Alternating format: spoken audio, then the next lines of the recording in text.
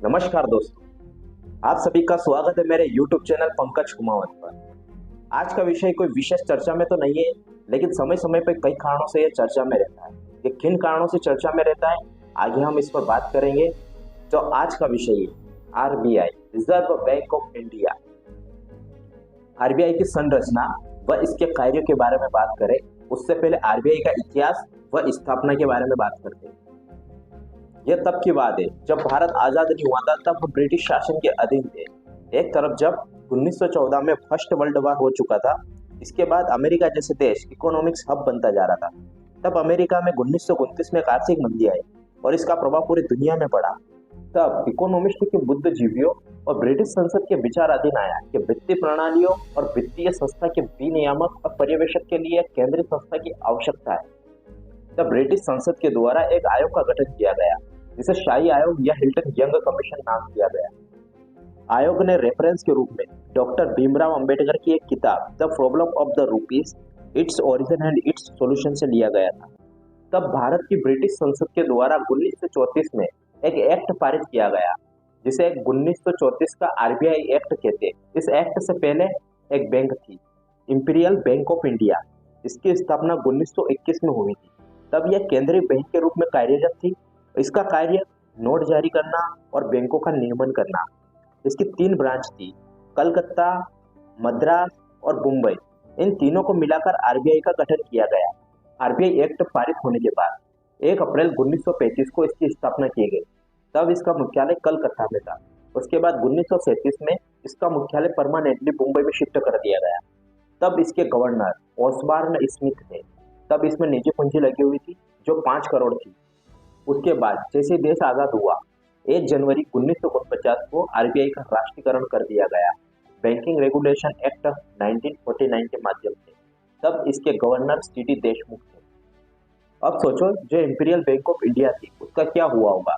आज जो state bank of India है वही इंपीरियल बैंक ऑफ इंडिया थी, जिसका गठन 1955 में हुआ। RBI की संरचना पर बात करें तो RBI के अंतर्गत सभी कार्यों से संबंधित निर्णय केंद्रीय बोर्ड द्वारा लिए जाते हैं तथा केंद्रीय बोर्ड के दिशा निर्देशों को लागू करने एवं अन्य वित्तीय संस्थाओं के साथ सामंजस्य बनाए रखने के लिए स्थानीय बोर्ड का प्रावधान किया गया है, जो वर्तमान में 4 स्थानीय बोर्ड है, दिल्ली, बम्बई, कलकत्ता, चेन्नई में स्थित है। स्थानीय बोर्ड विभिन्न आर्थिक क्षेत्रों के हितों को पूरा करने के लिए केंद्रीय बोर्ड को परामर्श देता है। RBI द्वारा अपने निर्णयों को लागू करने के लिए क्षेत्रीय कार्यालयों का प्रयोग करता है, जो टोटल 29 जगहों पर है, जो लगभग सभी राज्यों की राजधानियों में स्थित है। केंद्रीय बोर्ड के अंतर्गत 1 गवर्नर और 4 उप गवर्नर होते हैं और केंद्रीय बोर्ड में सरकार के द्वारा अर्थव्यवस्था के विभिन्न क्षेत्रों का प्रतिनिधित्व करने के लिए 10 निर्देशक नामित किए जाते हैं, जिसमें 4 निर्देशक स्थानीय बोर्ड का प्रतिनिधित्व करते हैं और सरकार के द्वारा 2 सदस्य सरकार का प्रतिनिधि के रूप में नामित किए जाते हैं। केंद्रीय बोर्ड की एक साल में कम से कम 6 बैठकें होती है और एक तिमाही में 1 बैठक का होना अनिवार्य है। आप सभी जानते हैं कि RBI के द्वारा पैसे छापने का कार्य किया जाता है। क्यों न RBI बहुत सारे पैसे छापकर देश की गरीबी को खत्म कर दे, लेकिन ऐसा नहीं हो पाता है। अब क्यों नहीं हो पाता है, इसके बारे में हम विस्तारपूर्वक किसी और वीडियो में जानेंगे। इसी के साथ RBI के कई महत्वपूर्ण कार्य हैं। नंबर 1, बैंकिंग रेगुलेशन एक्ट 1949 के माध्यम से भारत के सभी बैंकों का रूल्स एंड रेगुलेशन विस्तृत मानदंड निर्धारित करने का कार्य करती है। इसका उद्देश्य बैंकिंग प्रणाली में लोगों का विश्वास बनाए रखना, जमाकर्ताओं के हितों की रक्षा करना, आम जनता को किफायती बैंकिंग सुविधा उपलब्ध कराना। Number 2, foreign exchange management act 1999 के माध्यम से विदेशी व्यापार और भुगतान को सुविधाजनक बनाना और विदेशी मुद्रा बाजार का विकास करना और नियमन करना। नंबर 3, नोट या करेंसी जारी करना और उसका विनियमन करना, और जो नोट और सिक्के खराब हो चुके हैं उन्हें नष्ट करना। साथ ही आम जनता के लिए अच्छी गुणवत्ता वाले नोट और सिक्कों को पर्याप्त मात्रा में उपलब्ध करवाना। यहाँ मैं आपको आपकी जानकारी के लिए बता दूं कि भारत में नोट छापने का कार्य 4 जगहों पर किया जाता है। नंबर 1, महाराष्ट्र के नासिक जिले में। नंबर 2, मध्य प्रदेश के देवास जिले। और नंबर 3, कर्नाटक के मैसूर में। और नंबर 4, वेस्ट बंगाल की सलबनी में। नासिक और देवास भारत सरकार के अंडर में है और सलबनी और मैसूर RBI के अंडर में कार्य करते हैं। RBI ज़्यादा से ज़्यादा 10,000 तक के नोट छाप सकती है, लेकिन इससे ज़्यादा छापना है तो सरकार के द्वारा RBI एक्ट 1934 में बदलाव करना होगा। और वित्त वर्ष 2023 के अनुसार आरबीआई के पास टोटल विदेशी मुद्रा भंडार 578.449 बिलियन डॉलर था और आरबीआई का गोल्ड भंडार 794.64 मीट्रिक टन तक पहुंच गया था।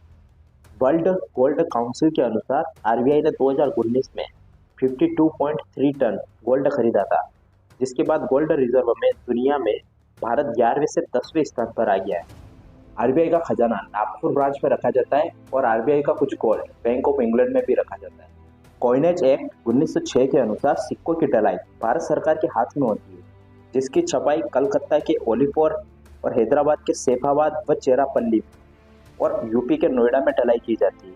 और इस एक्ट के अनुसार सरकार 1000 रुपए तक के सिक्के इशू कर सकती है। नंबर 4, आरबीआई को बैंकों का बैंकर भी कहा जाता है। बैंक अपनी अतिरिक्त धनराशि को आरबीआई के पास संचित कर सकते हैं और आवश्यकता होने पर आरबीआई से ऋण भी ले सकते हैं। आरबीआई मौद्रिक विषयों पर बैंकों को परामर्श भी दे सकता है और आरबीआई के द्वारा नए बैंकों को लाइसेंस भी प्रदान किए जाते हैं। आरबीआई को सरकार का बैंकर भी कहा जाता है, जिसमें केंद्र सरकार व राज्य सरकार दोनों शामिल है। ये चाहे तो आरबीआई से ऋण भी ले सकते हैं। नंबर 6, आरबीआई का सबसे महत्वपूर्ण कार्य मौद्रिक नीति की समीक्षा करना। इसका मतलब होता है कि मुद्रा की वैल्यू के प्रभाव को नियंत्रित करना। मौद्रिक नीति तरलता समायोजन में सहायक भी होती है। यह किसी भी देश की आर्थिक नीति का वह हिस्सा है जो ब्याज दर, साख व डिमांड एंड सप्लाई के आकार को नियंत्रित करता है। अगर मैं आपको सामान्य भाषा में समझाऊं तो मान लो कि मार्केट में लोगों के पास अधिक पैसा आने लग जाए तो इससे वस्तु और सेवाओं की डिमांड जनरेट होगी। इससे महंगाई भी बढ़ेगी और मुद्रास्फीति भी बढ़ने लगती है। इस स्थिति में आरबीआई के द्वारा रेपो रेट को बढ़ा दिया जाता है, जिससे बैंक लोग अधिक महंगा देगी।